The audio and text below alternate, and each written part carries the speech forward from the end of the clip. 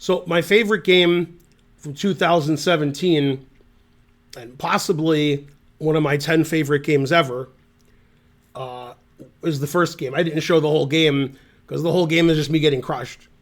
So if you ever see the game, you'll be like, man, Ben's getting crushed.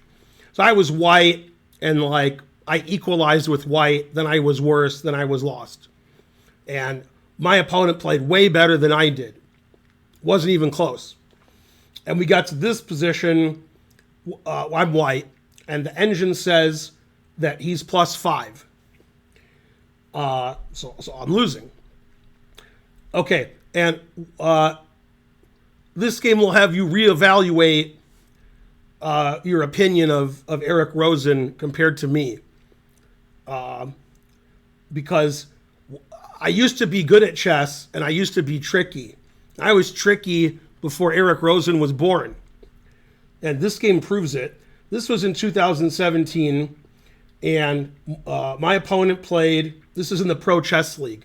About half the games I'm going to show to you are from the Pro Chess League. We won the Pro Chess League that year, beating Magnus's team in the final, even though Magnus's team cheated. And when I say the team cheated, the guy who played me in the last game cheated. And he was the president of the Norwegian Chess Federation.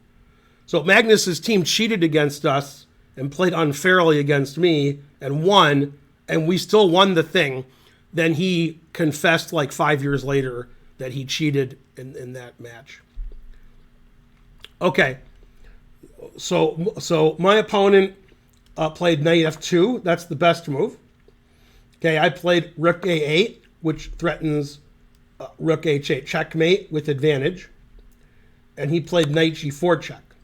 Okay, now, if my king goes to the back row, then rook here is going to be mate.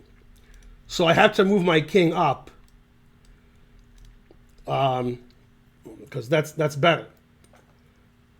Okay, so if I play king g3, which I didn't do, then bishop f4 is mate, and bishop f2 is mate. Got two mates, one for each of me. So I probably wouldn't show this game if I just walked into checkmate, because then that wouldn't be interesting. Okay, so I played king h3. Okay, and everything wins for black. Every move wins. He chose bishop g5 check. That's one of the winning moves. I'm in check. Okay, and now I played a move that a computer wouldn't play, because the computer, even now, it doesn't understand or care about opponents playing badly. So for example, you could have a position, a random position, against an 1800.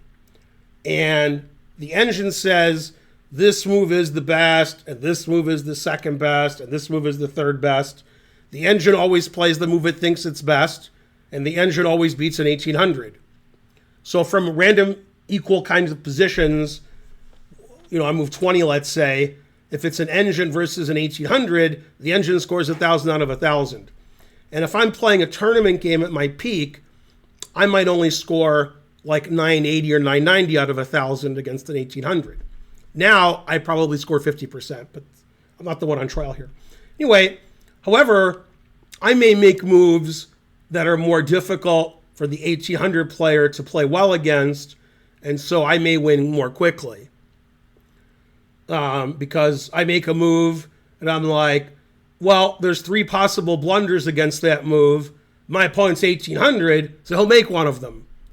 And then I make the move, my opponent makes one of the blunders, and I'm completely winning, and the engine is still slightly better because the engine doesn't play for tricks. Now, this is a fault that the engine has in this position, is white is completely lost. And the engine is never completely lost, because that wouldn't make any sense. Why would an engine playing a weaker player ever be completely lost? It's very rare. So the engine doesn't know how to, play for tricks based on opponent not being good. Computer doesn't understand that. Now, it does have contempt, which you can change, and in some positions, it'll make sure the game's not a draw, even when it's worse, because you gave some kind of time odds. Okay, but in this position, the engine plays G3. Okay, I played the better, thanks Enzy and Hero, I played the better knight G3. And the point of knight G3 is obvious to anybody who watches Eric Rosen streams. Okay, and my opponent has several winning moves. He played one of the moves that wins, bishop takes f6. And this is something I don't think a computer can ever do. I don't even think AI can do it. But if AI can do it, then that's pretty good. An engine can't do it. An engine can never do it. AI maybe AI could do it, maybe, okay?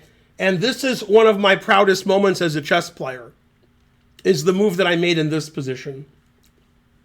Okay, all moves lose, okay? And I did not lose. And I made a move, and my intention of making the move was to make it look like a mouse slip. So, for example, this position, if I played rook b8, my opponent might be suspicious. Why did Ben let me take his bishop for free? And a lot of rook moves are like that. So I made a rook move that looked like I was trying to play rook e8 and I mouse slipped. And I did that intentionally. I played rook f8.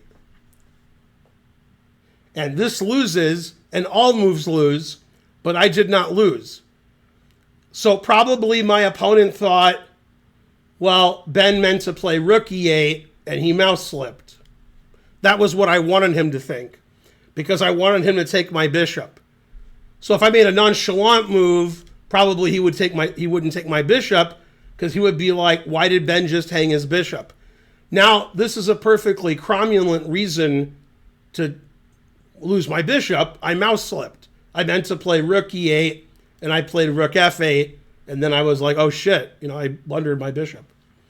Yeah. Okay, so he blundered here. Every move wins, and he found a move that didn't. He took my bishop, and now you see the point of knight g3 and rook f8 is now I'm stalemated. And when I played knight g3, I had foreseen that this could happen. And then I played rook h8 check, and it's a draw. Because now I'm stalemated, and he can't escape. And now if he plays king h7, then I just check. And if he plays king f6, I play rook g6 check. And he has to take my rook. So he just took my rook, and it was stalemate. So I was really proud that I found knight g3, rook f8, and that I got stalemated this game instead of resigning. I gave it the human touch. So that was fun. Yeah. But I'm really proud of rook f8 because I had to find a move that hung my bishop that didn't look like I hung my bishop intentionally. Now, another thing I could have done is I could have played rook e8. Then he would think takes, and then after takes, I would get stalemated. But I was worried after rook e8 that he wouldn't take. And after rook f8, it looks like I'm going to take this. So taking, if it doesn't see the stalemate, is the best move, of course. So I put a lot of thought into it when I played knight g3, that I could play rook f8 here, and then hopefully he would miss it. Yeah. So that was good because that was an important game in the Pro Chess League.